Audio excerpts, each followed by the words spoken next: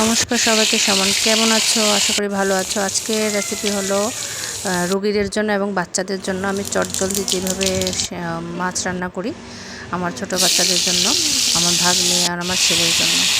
শসা দিয়ে মাছের ঝোল। প্রথমে মাছগুলোকে ভালো করে ধুয়ে ফ্রাই করে নিলাম, তারপর ডুমো ডুমো করে শসা কেটে নিলাম। আপনারা চাইলে আলুও ডুমডুম করে কেটে দিতে পারেন।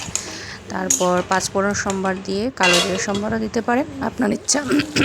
তারপর শসাগুলো দিয়ে ভালো করে কষিয়ে তার মধ্যে নুন, হলুদ, জিরে বাটা, ধনে বাটাও দিতে পারেন।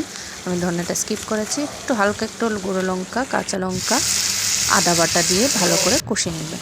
মশলা যখন সব কষিয়ে তেল ছেড়ে দেবে তখন গরম জল উপর থেকে ঢেলে দেবেন। গরম জলটা ফুটে আসলে এক এক করে মাছগুলো ছেড়ে দেবেন।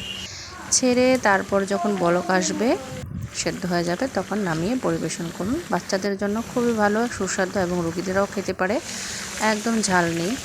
আপনারা চাইলে গুঁড়ো লঙ্কাটাও স্কিপ করতে পারেন, শুধু কাঁচা লঙ্কা দিয়ে করতে পারেন, বেশ ভালো হয়। তো আজকের মতো বিদায় নিচ্ছি। Tata, bye bye. ভিডিওটা কেমন হলো অবশ্যই জানাবেন। আপনারা অবশ্যই বাড়িতে ট্রাই করুন।